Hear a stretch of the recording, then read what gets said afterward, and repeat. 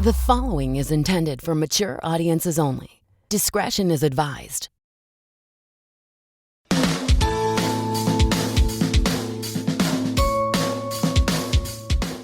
This episode of Childlike at Best with Mike Valdes is brought to you by Ugly Drinks. Ugly is a company that makes sparkling water with real fruit flavor. No sugar, no sweetener, nothing artificial. And with every purchase, a percentage goes to the Girl Up campaign. Ugly Drinks comes in delicious flavors like peach, lemon lime, cherry, and my personal favorite, watermelon. And guess what, Childlike at Best listeners? You can receive 10% off your first order by using the code UGLYMIKE at checkout. It's true. Usually calling me ugly would be offensive in real life, but at uglydrinks.com, it'll save you money. Visit uglydrinks.com and use the code UGLYMIKE to get 10% off your order. It's time to get real. It's time to get ugly.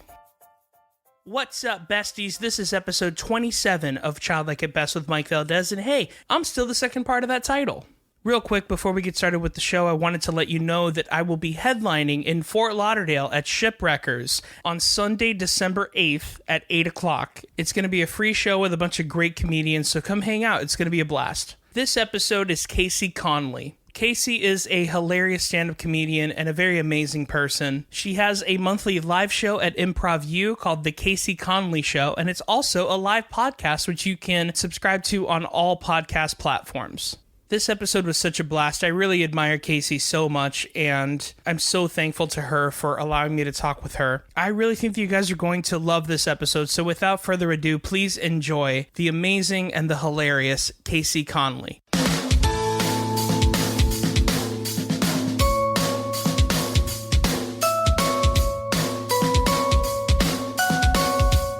Hey everybody, this is Childlike at Best with Mike Valdes. Hey guys, guess what? I'm Mike Valdes, and today I have a very special guest with me, Kaycee Conlee. Hello everybody. Hey. Thanks for having me. Oh, thanks for doing this. Actually, thanks for coming to my house to have me you're on your welcome. podcast. Absolutely, yeah, thanks for doing this. I really appreciate you taking the time to do this. So, thank you. I appreciate you taking the time to drive here. Of course, that's not an issue for me at all whatsoever.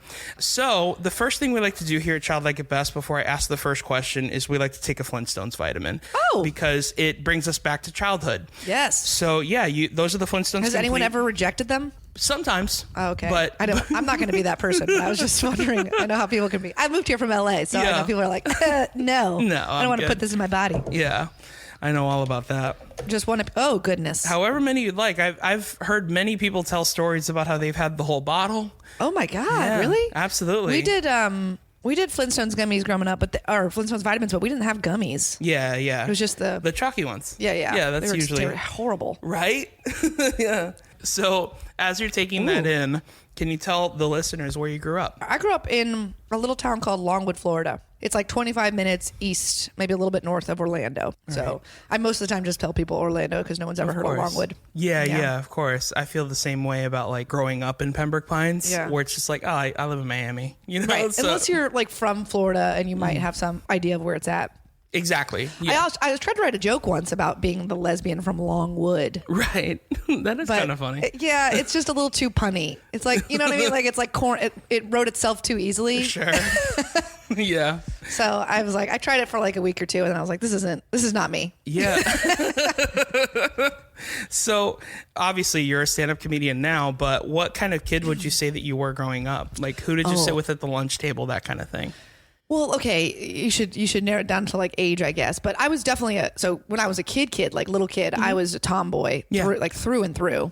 I played in the neighborhood, like, games. I lived in a cul-de-sac. Okay. So in the, dichotomy of the, or like the hierarchy of the neighborhood, cul-de-sac kid, since that was like the home base where everybody gathered to play, I was kind of cool. Okay. Just because I had that home base. Okay. So I could just look out my front window and be like, are we playing yet? And see if there's people gathering. And I didn't have to just stand out there and wait. Do you know what I mean? That's very interesting. That's where we gathered. And then we were always playing like basketball or things like really got cyclical. Like it was like basketball was always popular. Yeah.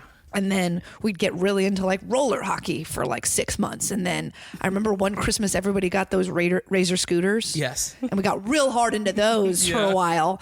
And then I remember going from those back to bicycles. Okay. And we were like, this is amazing. You can go over grass. Like, why did we leave bicycles for so long? Yep, that's very true. So yeah, it was like, there was always like a game or something trending that, and we would just go into the next fad and play that really hard. Yeah, it's funny that you say that because I remember Razor scooters, and then the next trend, at least for me and my group of friends, was skateboarding. Yeah. So like we were really into like all that stuff and like because like the whole MTV of it all had just happened. So there's always like you always had to have the kid that was good at filming everyone doing the stupid stuff. So like I was always the person that filmed. Wait, how old are you? That was me.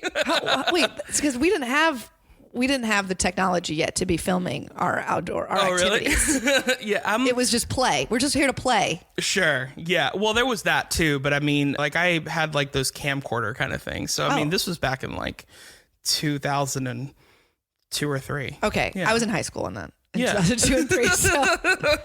But even still, yeah, we're not too far apart. I don't think. I'm 31. I'm 33. There you go. Okay. Yeah. The year of our Lord and Savior. Yeah. Oh yeah, that's right. It is. Oh man, I haven't thought about that in a long time. I know, right? I'm confirmed Catholic. Are you? I am. I confirmed. Wish I had confirmation. They confirmed me. I don't know if they would take it back if they could, but yeah. But I am indeed confirmed. That interests me. So like, so you went to church every week and stuff like that? Yeah, I'm probably not the greatest to like be the authority on it all. Sure. As it was a long time ago since but yeah, we went to church. We had what we called donut duty, which was my family signed up, and for like 2 or 3 hours, one Sunday a month, we would be in charge of selling the donuts and coffee at the it was like a ministry you could do. Holy cow. So I have 2 older sisters, and so the 5 of us with my parents would go. We'd set up the donuts and get the coffee ready, and people would come file through the line, and it was like 40 cents or something like that for a donut. Oh, wow. And you'd take the money and give them change, and then there was a like cafeteria, essentially, like table set up. So people would hang and eat. Sometimes they would just grab their donuts and go and whatever. And it was just our job to sell them and then clean up after. Yeah. One Sunday a month. That's so interesting. I've never been to a church that sells that stuff. It's always like free. Yeah. You know what I mean? I guess they were were smart. Any chance they could get to get some more cash. It was like, hey, you remember how you just donated $20 en masse? Also, you're going to pay for your own donuts. Yeah, that's the thing that was unbelievable to me, was that the church asked for money. That's really weird. I don't think the church has ever asked for money before. Yeah. Seriously. When are they not asking for money? I feel like, exactly. Oh, it's a fall festival you're volunteering? Also, you want to participate? Yeah, it'll cost you. Exactly. Go buy a wristband. Oh my gosh, yeah, I know all about all that stuff. We did the fall festivals too. That was always really fun. Despite the fact that I'm not like practicing anymore, I have fond memories of my time. Of course, yeah. You know. Isn't that so fun how like you it wasn't Halloween, but it was fall festival. Yeah. Like it wasn't trick or treating, it was trunk or treating. Oh, we never called it that. Yeah, well, what we did was we would have people decorate the trunks of their car. And you would walk around the parking lot trick or treating. That's a little sketchy trunk to or me. treating. Yeah. I'm also picturing like a Pimp My Ride situation where everyone's cars are like, yes. like everyone's cars are souped up or something. Yeah. Yeah. We put a PS4 on your dashboard. Yeah. Like, like that kind of thing. Absolutely. Yeah, that's what it was. Yeah, I agree with you. I have very fond memories, but it's weird. It's a weird situation at the same time. Yeah, it's a little uncomfortable when because I knew I was gay, so like there's or I knew I at least had some tendencies. Sure. So there was at least moments where I can recall sitting in church and being like, does he know? Like he has to know that this is like a sham. You know what I mean? That weird. This is not the podcast for this, but you know what I mean? That's totally fine. Yeah. Actually, believe it or not, it kind of is, because like he's like, no, actually, he thought it was about kid stuff. Nope, it's about religion. No, it's about how we're all still kids. Yeah, because we're all just kids in adult costumes. That's really all we are. 100%. Yeah, that's really all we are, and that's what this podcast is about. I shed my costume a lot, my adult costume. Yeah, me too. Like pretty easily. Yeah, in me fact. too. Yeah, I'll strip naked for anything. In fact. Yeah, I completely understand what you mean. Maybe not necessarily in that specific vein, but I am in the camp of like, if we really believe a sin is a sin, then like technically everybody is what, like everybody is a murderer, like that kind of a thing. Exactly. Like, if we really believe that, so like why are we saying that this is worse than another thing? Right. Like that kind of thing, which is really it's getting deep. It's getting deep here. Yeah, and it's like a weird social commentary, right? Where it's like, I don't know, man. Like I just believe, like, I still believe in God and I still believe in Jesus and that kind of stuff. And I just don't believe that Jesus would be the type of person that would hate on people, like, because of what they did or what they believed or whatever the case. It's just not. And he was only 33. He had a lot of life to experience. Exactly. Still, Yeah. Exactly. I remember, like, in every life stage, every moment I've had to reflect, I think I'm like, oh yeah, I finally have the perspective I've been looking for that people talk about. I get it. Yeah. I understand. And then I'll hit the next one and be like, I had no idea what I was talking about. Yeah. Yeah. That sounds about right for sure. Yeah. I was thinking about that recently because I mostly just thought about it because I was trying to write this tag for a joke where it was like, it's mostly just about like this bit about like how men aren't, it's a thing about Disney princesses or whatever, but the first part of it is about men and how men aren't that great. Like, men are never going to come find you and save you, like that kind of thing, like, because men are just not like that. And so I came up with this joke that was like, most men are scared to die at 33. And then I was like, do you think you're Jesus, dude? Like that kind of thing where it's like, guys literally think they're Jesus. like it's a dumb joke, but that's what I was thinking. Anyway, to kind of bring it back into topic. So what kind of things would you say that you were really into? We were talking about Rugrats beforehand and like, what kind of like television shows and like movies and things like that were you into? Rugrats for sure. I was into that probably longer than was normal. Sure. Like, I think that was like a young kid show, but I liked it like well into middle school. Yeah, me too. And I had like a calendar. I had a Rugrats calendar. I remember it. Like, I could picture the months. Okay. Yeah. And I was really into Rugrats. I was really into, the movie Three Ninjas. Yes. Yes. Rocky loves Emily. Yep. Yeah. I watched that way too much. I liked all the Disney movies. I was really big into Aladdin and Lion King. All your go-tos. That's amazing. Yeah. We haven't talked about Three Ninjas yet. Holy cow. Yeah. Three Ninjas was a big one for me. Yeah. Though, it's funny. I actually fell into that franchise, which people don't call it a franchise, but it is to me. I fell into that franchise backwards because the first Three Ninjas I ever saw was the one where they go to like Witch Mountain. Wait, there's more than one? Yes. I only know the original gangster. Well, I didn't know that technically it's the only good one, but okay, good. That's good to know. Yeah. I kind of assumed. Yes. And you're playing fast and loose with the term good. Yeah. Well, yes. For what it is, it is good. For what it is, it's good. And also, I wasn't allowed to watch many things as a kid. Like, I wasn't even allowed to watch PG-13 movies. Oh yeah, we were talking about this before too. I wasn't allowed to watch Ren and Stimpy. Oh yeah.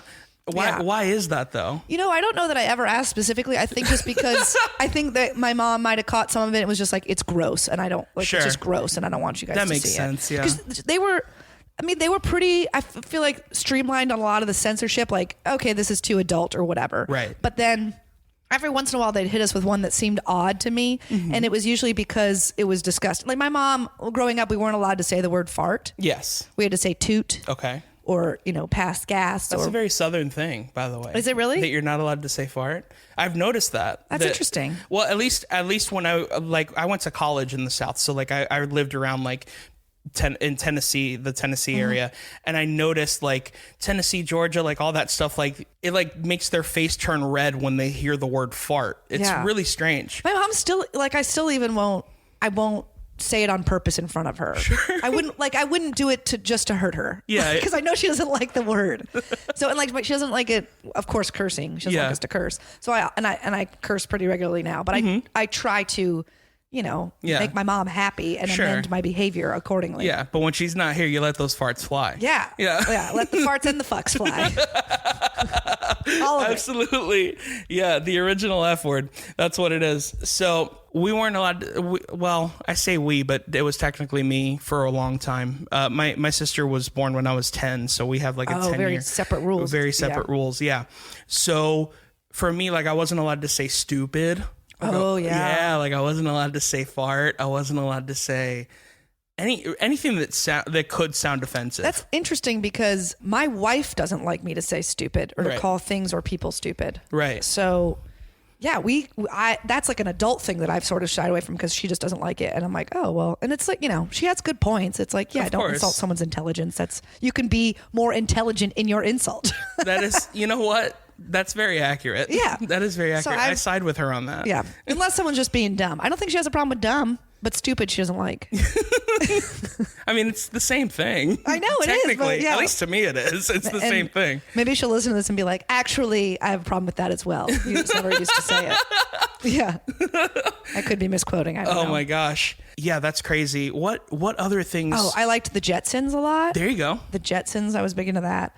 I watched a lot of stuff like with my sister. So okay, that's cool. I feel like they might listen to this and be like, "You're wrong about this too." I have a habit of every time. This is like the third or fourth time I've done a podcast that's like talking about childhood or childhood things. Yeah. And I find that when people around me listen to it, they're like, "That's not how it went."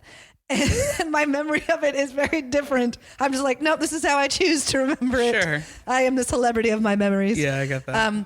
But we used to watch stuff together, but they really let me drive. Like I was in the driver's seat on picking things to watch together. Oh, wow. So I remember, speaking of church, we'd always race home on Sundays after Mass to get home in time to catch Xena Warrior Princess. Nice. Yeah. And then it was like a double feature. It was like Hercules and then Xena. Exactly. Or vice I remember versa. those, yeah. And so we'd always race home to watch them because there was no DVR. Right. It was, it's appointment viewing only. Your DVR was running a red light. Exactly. Yeah. Get home now. Yeah. Don't even change out of your like church clothes until commercial. Yep.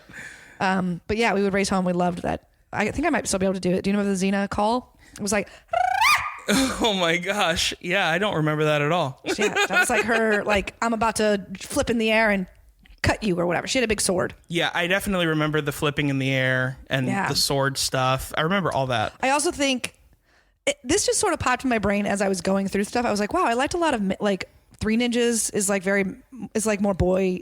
It would probably have been marketed to boys. Right. Lion King. Oh, the mailman must be here. Yep. And my dog has to say hello. That's okay. All right, we're done. But okay, so then Three Ninjas, then like the things I mentioned, Aladdin and Lion King are like, they're not the princess movies. Right.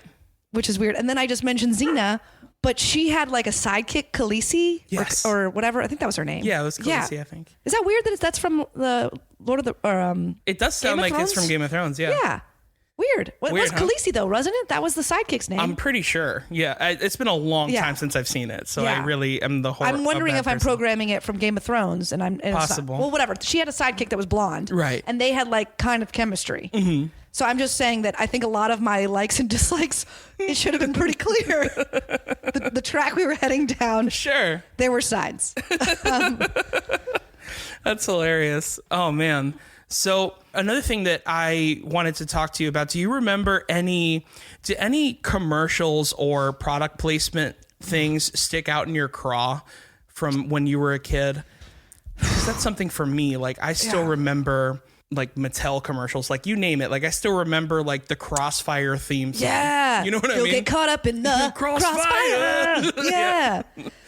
So not off the top of my head, but like when you say that, I'm immediately taken back. Yes. The one thing, do you remember Skip It? Yes. That one. Very best thing of all. There's a counter on this ball. Yeah. Skip it. Yep. Yeah.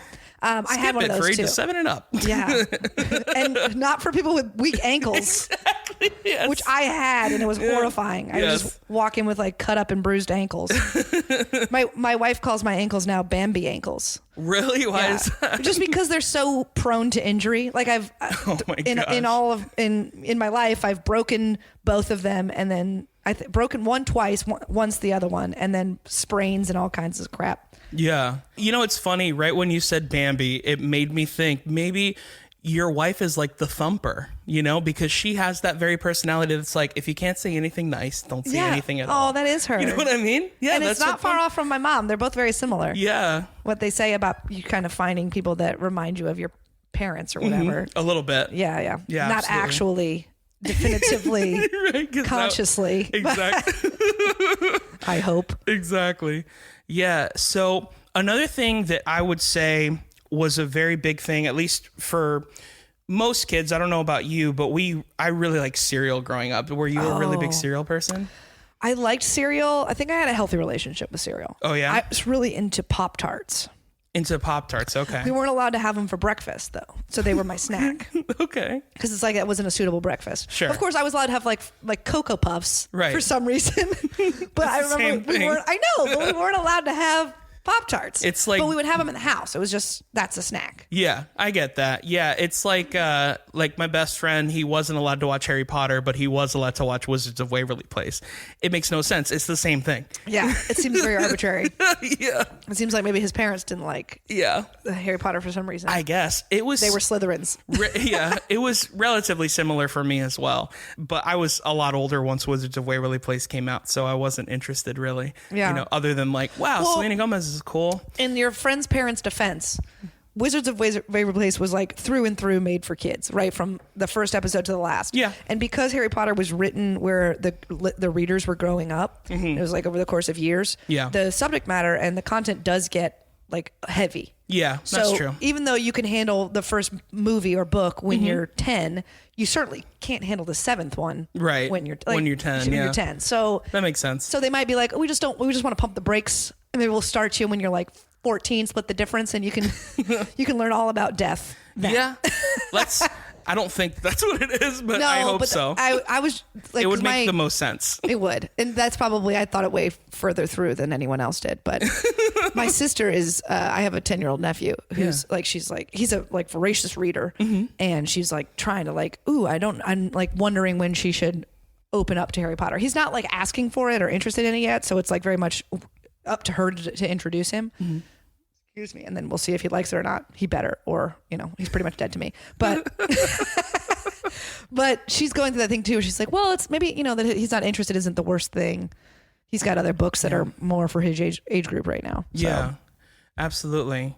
Yeah. So just to go into another bit, one of the things that I like to do on this podcast is I like to review a cereal with my guest. Oh, yeah. How delightful. Yeah. So what I did was I spoke with my sponsors over at Funko.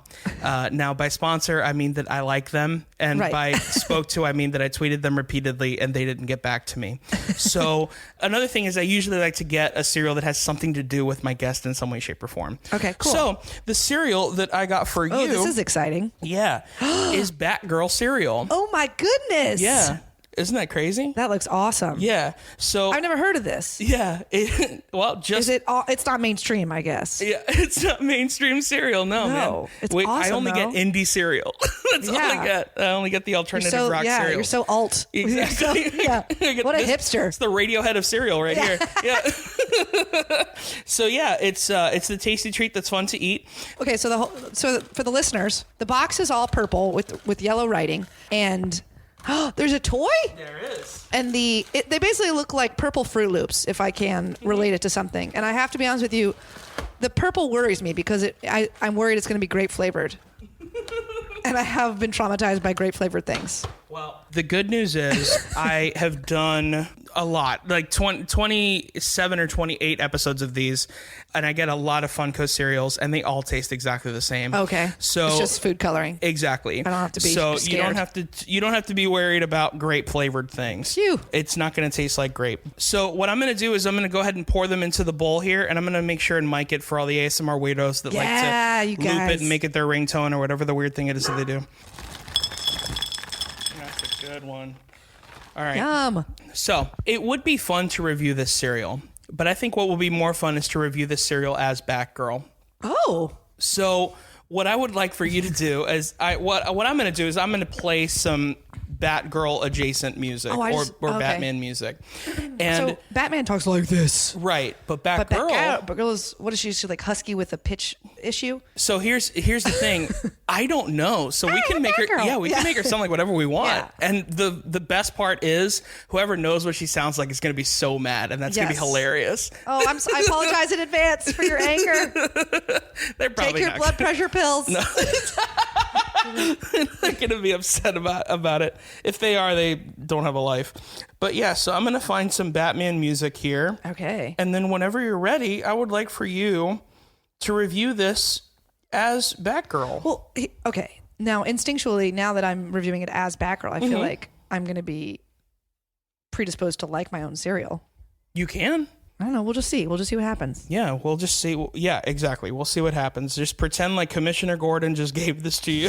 Okay. We'll figure it out from there. Here we go. Whenever you're ready. Okay. I'm Batgirl. Let's try my cereal. I thought I told that Commissioner Gordon not to put grape in here. It does taste oddly like purple. Not necessarily grape, but it tastes like purple, and it's not good. They should have called this Robin's cereal. Robin Girl? Baby Bird? I'm outraged. I'm flying away in anger. All right. Batgirl cereal, ladies and gentlemen. I'm going to try. I don't think I like it. You don't think you like it? I'm trying to give it like a solid chance. Sure. No, I'm not into it. Yeah, the thing is, it's not bad, but it's also not great. It's bad. It's just fine. You know what I mean? It's I think you're being generous. Yeah, kind because of. you want the sponsorship? No. Is that what it is? No. I mean, at the end of the day, I sponsor them. So Are you going to try it? I've tried them all. It tastes like purple. So it tastes like purple. It does taste like. Okay, well I don't want you to, take the extra calories on my account. No, that's fine. It tastes gross. And now it's stuck in my teeth. Fair enough. It's not good. Fair enough. It doesn't. There's an aftertaste. Yeah, it does. And it doesn't have, this specific one definitely doesn't have a flavor. It just tastes like purple. You're definitely right. Thank you. See? Absolutely. Because I assumed going in I was just going to be positive. Then I was like, no, I really can't lie about this. It's disgusting. Yeah. Batgirl would be offended personally. Yeah, absolutely. Yeah. She'd be like, did you even try? Well, the good news is the reason why I got this for you is because I feel like what Batgirl does is she kicks butt at night, and that's what you do. And that's what you do as a comedian. Thank you. You know, okay, you I kick respect butt that. at night. I appreciate that. That's really nice. Okay, I liked it right off the bat, simply because she seems like kind of a badass. Yeah, absolutely. But now that you have like a whole little explanation, that's really sweet. Yeah, there always is an explanation as to why I get these cereals. Yeah, but I want to talk about what you're doing now. You started comedy and all these things. From my recollection, from the last time we spoke, I want to say you started 5 years ago, right? We started around we started around the same time. Yeah, it's been a little over 4 years. Yeah, yeah. So tell the listeners about stand-up. Yeah, about where you started. Yeah, and about stand-up. Yeah. I started in LA, which is kind of unique for a lot of people, especially that I'm not in LA anymore. Right. It's like if you had started in LA, you'd pretty much just stay there. Yeah. And keep doing it until you made it or gave up. Right. Well, I actually relate to you 100% because that's where I started as well. Okay, cool. Yeah. So yeah. So I started in LA. I was based. So LA is sort of, you know this if you've done stand up there, but it's sort of like several little scenes in one, right? Where, because it's so spread out geographically, there's sort of like a scene on the west side, a scene in Hollywood, a scene on the east side, a scene in the valley, a scene like it's sort of just broken up where you'll have people crossing over, but to understand it best, it's like, no, there's just like a bunch of smaller scenes that are just doing their own little thing. And so I was in the valley, and I, by the end of it, I was in Hollywood a fair amount, on the east side a fair amount, and I had only dabbled on the west side here and there. And then I moved, and now I'm in. So I moved 3 years in to South Florida due to my wife's a really great job opportunity for her. Okay. So, and I kind of was in the mindset because people were always like, "Why would you want to leave or whatever?" And I was like, there was a lot that we loved about Los Angeles and a lot we were ready to leave. Sure. And so this job thing came around, and I sort of justified it in my head comedy wise, where I was like, well, I'm only 3 years in, and I'm not able to compete with these people who have TV credits and they're getting shows, and I'm having a hard time breaking in to the next step. The next thing I want to be doing is like start featuring or whatever, right? And staying here. And so I was like, what if we move to a smaller market? This was even before we knew South Florida was going to be it. If I moved to a smaller area, I could get a lot more stage time. And in my brain, I was like, maybe even get paid to do it, right? And then we moved here, and quite honestly, it's come true. I do get paid for most, if not all, the sets I do. Most of my sets are, in the 20 to 30 minute range. Mm-hmm. And that was not happening in Los Angeles. Yeah. So this has been incredible. Like, I feel like this is where I needed to be in this like 4 to, maybe 7 years range to continue to like develop and grow as a comedian. And I still miss LA. I've been back twice since and, you know, done shows and stuff and trying to keep connections there.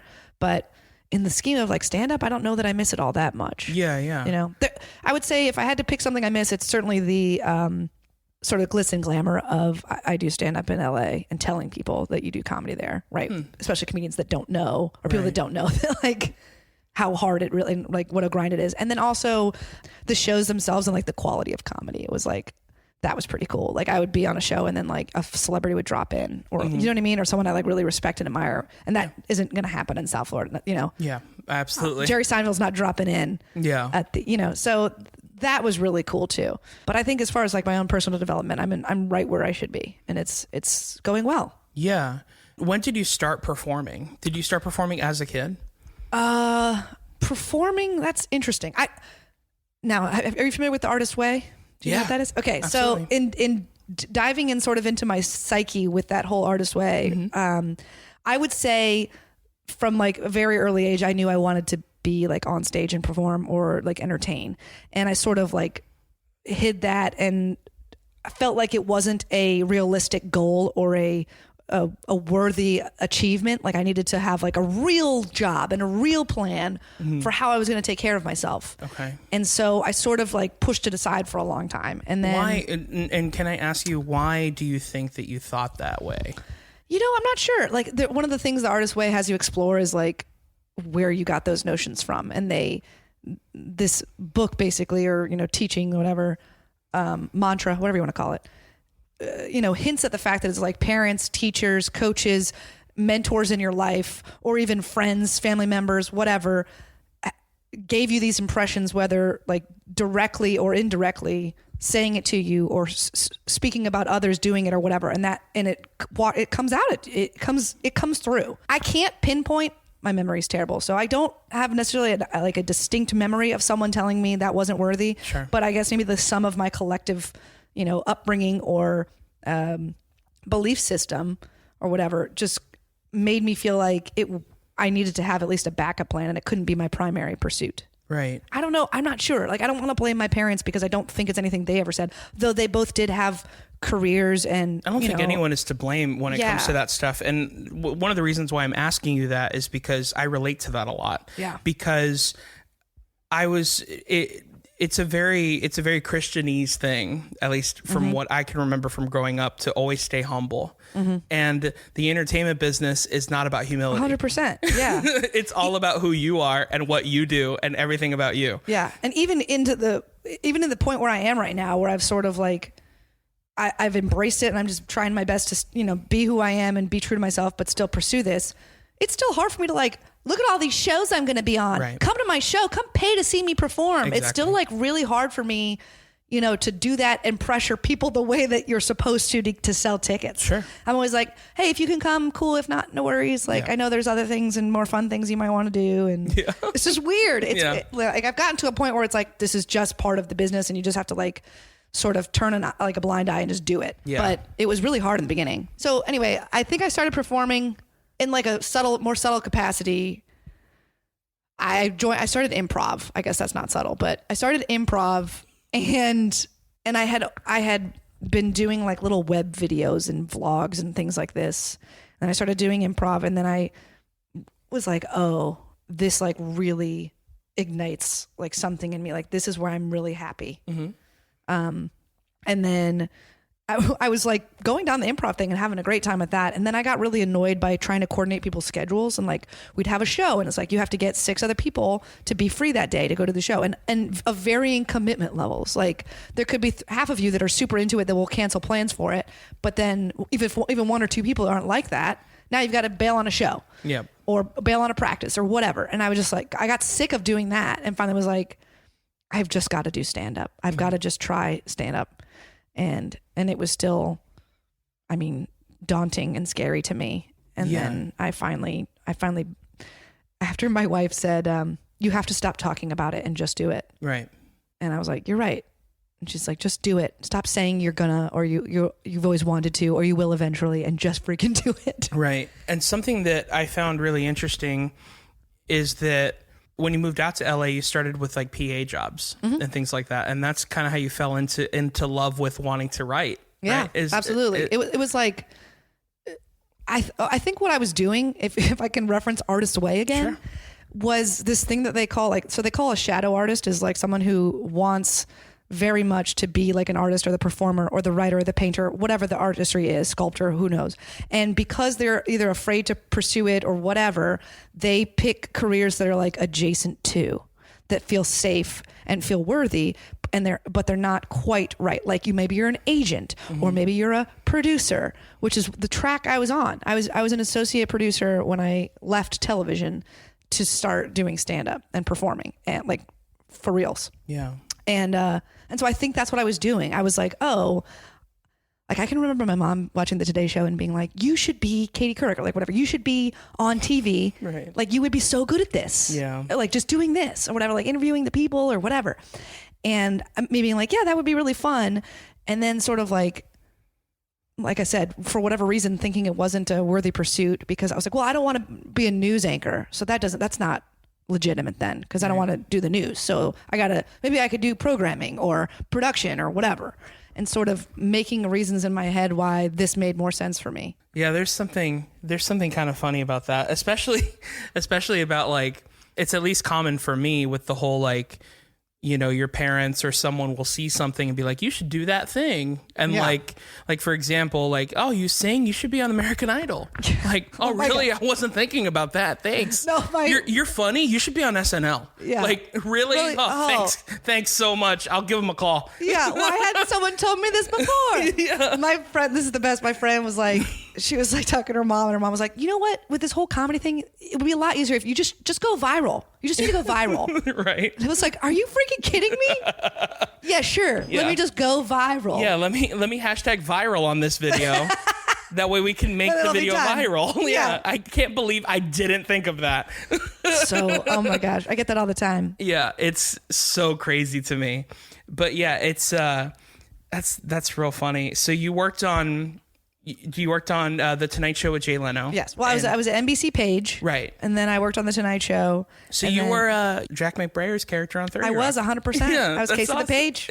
That's awesome. Yeah. And it's, I mean, obviously that's like a hyperbole version of that, but I was pretty close. Yeah. I mean, I was so excited to be there and so eager. I mean, there were days that I probably was right on the nose. I was just him through and through. But yeah, so I was a page and then they hired me as a production assistant on the show. And then I did that for a while and like sort of moved up into like their web department. I left for a few months and then came back in a higher position, partially because I wasn't getting the upward, like the promotion I felt like I earned. And then partially because someone had told me, you can't go from a PA to this. You have to leave and come back for whatever red tape reason. Okay. So I left. I went to Oprah Winfrey Network. I went to NFL Network and was producing, like doing that kind of thing. And then I came back to The Tonight Show before it ended. I was there for like another year before it ended. Just out of curiosity, what side of production, like, can you describe what you were? Sure. So the main role I had, I was an associate producer, it's called. And talking about talk shows, which is what I did the most of the time. When you have a talk show, like a guest come on the show, like a celebrity, like whatever, you're having like Kim Kardashian come on or something like that. It's not just like them walking out and them having a conversation with the host. Right. Everything is like produced ahead of time. So my job was to work with a senior producer and research the heck out of the guest. Right. We would go back and any other times that person might've been on the show. We got to look at those bits. What have we talked about? What games have we played? Whatever. And then, produce the segment that they're going to be on. So they're going to be on for a total of probably 7 minutes, a 4-minute segment, and then a 3-minute segment. Right. What are we going to ask? What's their answer going to be? Right. What are we going to ask then? How do we work in the promotion for whatever movie or perfume or whatever they're trying to promote? Got to work that in. Are we going to play a game? Are we going to give them a gift? Let's write the comedic beats to the story they're telling about going camping. Exactly. Right. So we produce all that. We do a bunch of research. Then the senior producer gets on a pre-interview, a phone call where they go like, okay, this is what we would want to talk about. Okay, like let's hit some beats. You're going to tell the story. Great. Flush it all out. It has to go through the powers that be, the upper executive producers and all that.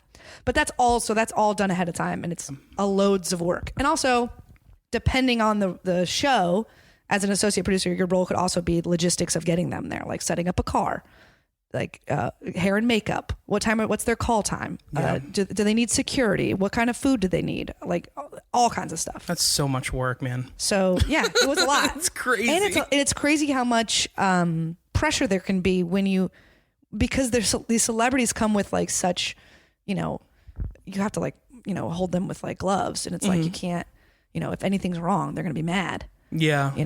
And so there's amazing amount of pressure to do it all right and have it all perfect when it's like, hey, we're just making TV here, people. It's so funny because I've done a lot of acting gigs for like the past 10 years and things like that. And then it usually depends on the project and like, how like big in quotations the project is and stuff like that.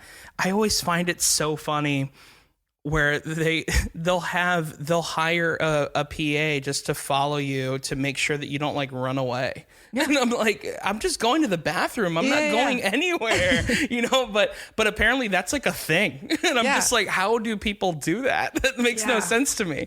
But apparently it's like a thing. I don't know. So essentially you were writing these stories, and then at one point you were just like, man, I really just would rather be doing this myself. Well, that's kind of what it came down to, is like when I tell like the Spark Notes version or whatever, sure, the Cliff Noted version, it's like, I realized that instead of making these celebrities seem funny or digging through their personal stories to have a funny story, I just want to be the funny person on camera. And so, long story short, I've worked up the courage to leave a very lucrative and good profession and start one that's not very lucrative at all. Right.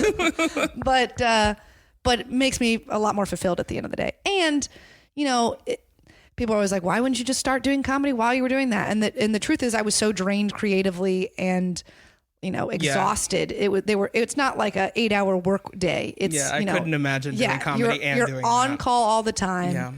And there's some people that can do it, and maybe I could go back to doing it now that I have like a routine with stand-up. Sure. Maybe. But I still think the creative, the way you're drained out of like that side of you, it'd be very hard to like work all day making content for one person and then turn around and go do it for myself. Yeah. So anyway, I kind of was like, okay. And to tell you the truth, I realized that I just didn't care about celebrities. Sure.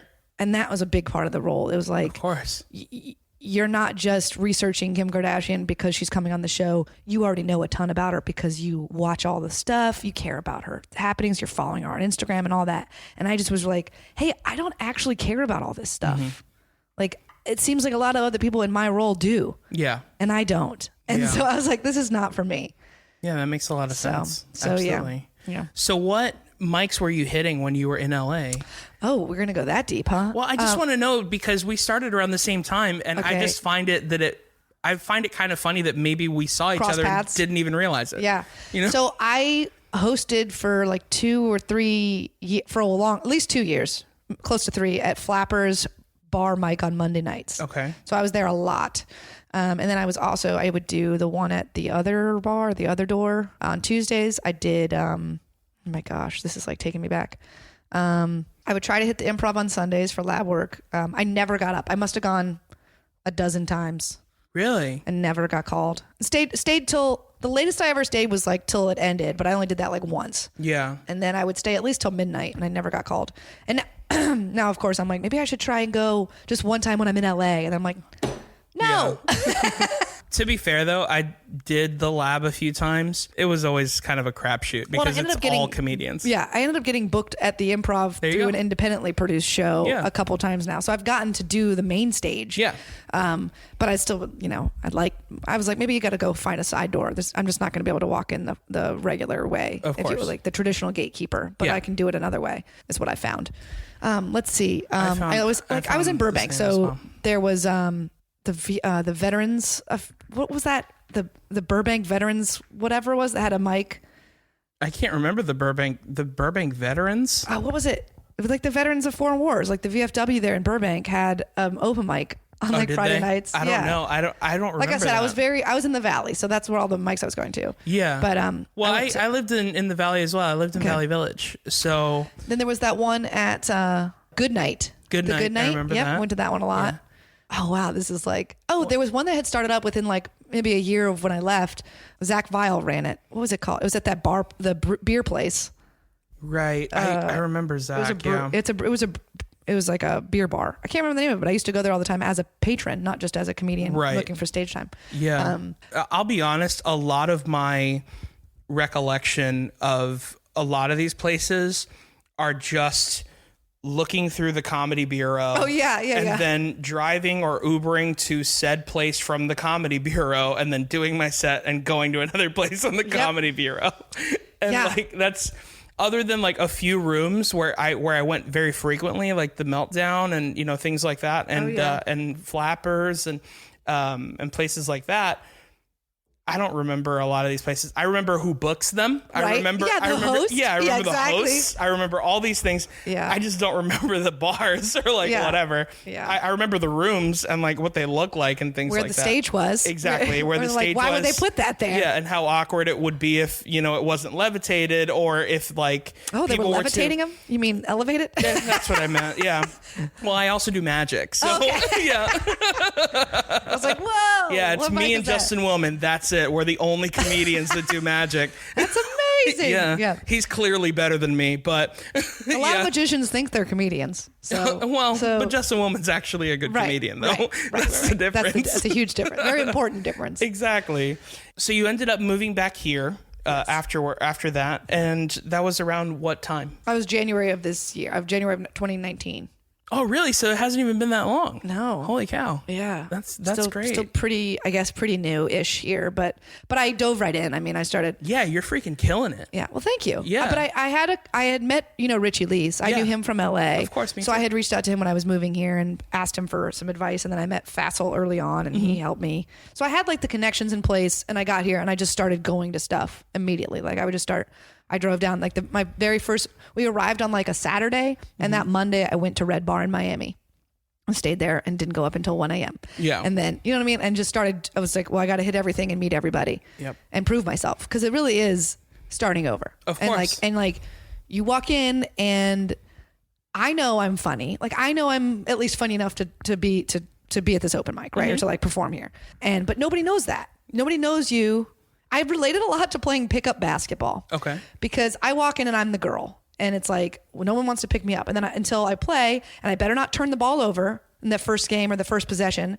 And if I shoot, I better not miss because no one's going to pick me up again. So it's like in stand up, it's like you show up and it's like, you just got to keep your head down and do your thing until you get a chance to go up, because you can't sit there having a conversation with somebody outside and being like, I'm really funny. It's like, no, go up, show that you're good or like, decent. And then stuff will happen. Yeah. So for the first few weeks, I was just hitting every open mic I could, waiting until my turn, shaking hands with the hosts, whatever, and just really getting after it. Yeah. That's honestly the best way to do it. And it's the only way to do it, really. Yeah. And it's the only way that's like... There's other ways that other people do it, yeah. but that is the correct way. I feel like it's the way to do it where you're going to get the respect you want. Correct. Without the like anger or jealousy from any of like, or less anger and jealousy from regulars, which are like, who's this new person coming and taking all our spots? Like you got to put in the work and like meet people. Yeah, I completely understand what you mean by that. And I get it on the other side where it's like, whenever new people would walk into my mic and when I was hosting in LA, and I'm like, I assume you're not good until you prove otherwise. Sure. So I get it. Like I get people walking in like, who's this new person? And then like, whatever, and kind of discarding them or whatever until you see otherwise. Mm-hmm. So. Yeah, absolutely. So you've been doing this for 4 years. There's definitely been some great shows. There's been some bad shows, I would assume. Oh yeah. So does anything like funny or embarrassing or notable stand out from performing on stage? Yeah. There's like a handful of like smaller things. I don't know if any of them really make for like the greatest, moment, but I remember one show. I've done a lot of bar shows. Yeah. And I remember one, the host was like super high and like barely able to speak. Mm-hmm. The host. Right. And so was it Doug Benson? And I always tend to volunteer to go first. Yeah. Because A, I've heard it's good practice. B, I can usually leave early after. And C, I'm pretty clean. or like clean in comparison to a lot of open micers. Sure. So it's easier for me if I can go up first before, someone talks about anal sex for 10 minutes. Right. And then I have to get up there and be like, Florida. Right. or whatever. Yeah. So they're pretty similar, to be honest. So this guy's like super high. He can't even remember my name. He brings me up finally. And I'm just like, good, get lost. Like, it doesn't matter what's happened. I get a clean slate now that I'm up here. Right. And I'm like, I'll work my way back. But then he just kept popping back up. Like he kept coming back up and like he took the mic with him. Oh no. Because there was like a wireless and one on stage. And so he was like in the back and like popping onto the side of the stage. Like what I can only call like a like, I don't know, critics. Like he was just like listening and then heckling with a microphone. Oh no. But like as a comedian trying to like do a 2-man show or something. I don't know. It was terrible. I was like, this is awful. I eventually got them on my side and I was like, oh, hey, go get us beers. And I like got him to go to the bar and I finished my set. That is not a fun situation at all. It was weird. And then, I mean, there's been like a handful of those like just crappy bar shows and people not paying attention and you know what I mean? Of all course that awfulness. Yeah. Anytime you go to a show and they're like, oh, you're going to follow music. And you're like, okay, great. That's exactly what people want. Yeah. Is to have to suddenly quiet down and listen and pay attention.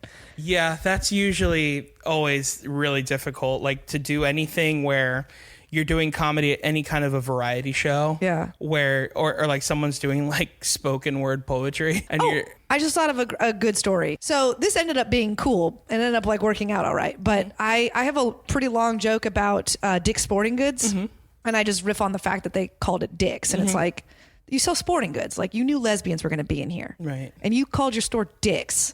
Right. And so I just tear them apart. I'm just like making fun of them, make fun of their website. It's like a 6-minute bit. Right. And then I'm performing this at the Palm Beach Improv. And the woman in the front row is pointing across to her, what looks like her date or husband or whatever, pointing at this man as I'm telling the jokes. And finally I finish it and I'm like, what are you pointing at him for? Do you work at Dick's Sporting Goods? Right. Like, what do you like own it? And he was like, yes. And I was like, are you serious? And he was like, yes, I'm the CEO of Dick's Sporting Goods. And I was like, shut up. Yeah. I mean, the whole place just erupted. Right. It was crazy. And I was like, I was in such shock with the audience that I didn't even really have to say anything for the first few minutes. We were all just reacting. And then I was like, I just played with it. And this is why it ended up being okay, is because I feel like everybody was suddenly just in on it and was like, this is insane, and the insanity of it. And so then I just talked to the guy. I was like, well, your name better be Dick. Right. Right. And like, was it Richard or whatever? And he's like, it's Ed. And I'm like, what? That makes no sense. And then I got, like brought him kind of up and was like talking to him. And he's like, well, my dad was Dick. My dad started the store. He was Dick Stack. And I was like, wait, Stack? Dick Stack? Oh my So then that went into like a whole thing. And I was like, worse. I was like, yeah. I was like, I guess you saved us by just making it Dick's. Yeah, exactly. Just like, So it ended up being really, really fun. But it was like, wait, what? That's amazing. Yeah. I love that. Oh my gosh. So kind of like wrapping it up, where do you, I don't know, I'm trying to ask that like cliche question, but I'm trying to find a new way to spin it. Cause I was going to ask. Is this like the interview question that's like, where do you see yourself in 5 years? Yeah, but I just don't want to ask that because like it seems dumb. So I think, you know what? This would be pretty fun. How about I ask you questions, but we're pretending like you're you in the future. Oh, okay. That's fun. I like that. I feel you. So I'm just going to ask you basic questions, and I want you to answer me according to whatever it is that you think that you've done, let's say 10 years from now. Ooh, 10. Okay. Yeah. Ugh. Let's just say that. I'm in my 40s. Is my voice deeper? It might be. Have I started smoking? Do I have a raspiness? No. You're taking this the wrong way. Okay, sorry. Yeah. Your voice is the same, Kaycee. Have I killed anybody yet? Oh my gosh. Oh man. I'm method. If you can't tell I know. That's okay though. Kaycee, thank you so much for coming back. I can't believe it's been 10 years. Oh my gosh, it's amazing. Crazy, right? I haven't aged a day. Yeah, I know. You look exactly the same. It's crazy. I know people. I'll give you their card. Yeah. So what's been going on? Tell me about all of your successes. Yeah. Well, I'm living in New York now. Oh, wow. Yeah, it's very exciting. I moved here wanting to just do stand-up in an exciting new environment. I remember talking about that. I never thought that I would get my own talk show. I dreamed of it, but I never thought it would actually naturally happen. Holy cow. I know. That's crazy. Like you have your own. It's my own talk show. It's daytime, it's fun. It's light. People love me. That's amazing. And I don't even mind the comparisons to Ellen. It's totally fine. I love that. Oh my gosh. That's the first few seasons I was a little bit spicy about it because I was like, this is my own thing. You know what I mean? Don't make it about her. Yeah. So, but that's amazing. So you're doing the talk show and yes. But obviously you're still going strong with stand up, right? Oh yeah. I get up as much as I can. That's the nice thing about the talk show thing is like, it's that 9 to 5 kind of job where we're out of the studio by 6 p.m. and I can go and get up any night I want. That's amazing. Yeah. And have you been able to record any of these sets and like show people? Well, I'm recording them all, but as far as showing people, I'm waiting to put out my next special, so nobody gets to see them yet. So your next one. So you've already had one. Yes. Oh my gosh. 3. I can't believe you're supposed to research your guests, Mike. I'm not as good as I used to be at research. Yeah, it's okay. It's weird. Ever since that whole thing happened with Google, I think a lot of people are really struggling with the research. Yeah, it's really tough. I need to download your specials into my brain. I haven't been able to do that yet. It's okay. Everyone's slowed down with the whole fiber thing. Yeah, absolutely. Oh my gosh, that's incredible. Man, well, congratulations on all of your successes. Thank you. That's incredible. Thank Holy you. cow. And congratulations to you on the success of this podcast. Yeah. 11 years strong. 11 years strong, 12 listeners. We're still doing it. Yeah, keep at it. I really feel like this is the day you're gonna come up on the scene. Yeah. You'll get that 24. Oh my gosh. Well, let's go back in the DeLorean. Now we're back. Oh, now we're back. Love a Back to the Future reference. There though. you go. Yeah, that's my favorite movie. Oh, it's 33-year-old Kaycee. Boring. Kaycee, where can people find you online? You can find me online. My website is KayceeConlee.com. It's KayceeConlee.com. And then I'm on everything, all the social medias as Kaycee Faux Show. Nice. And I'll definitely have that in the show notes and all that stuff. So you can follow her and go to all of her shows. Yeah, you're going to want to do that so that you can come on my talk show. Like get in at the ground floor. Exactly. And as for me, you can find me on Instagram at Mike Valdes, on Twitter at I am Mike Valdes. You can go to whoismikevaldes.com to find out the answer to that question. And that's it, man. Subscribe, tell all of your friends. Thank you so much for listening. Let's grow this family. Bye, besties.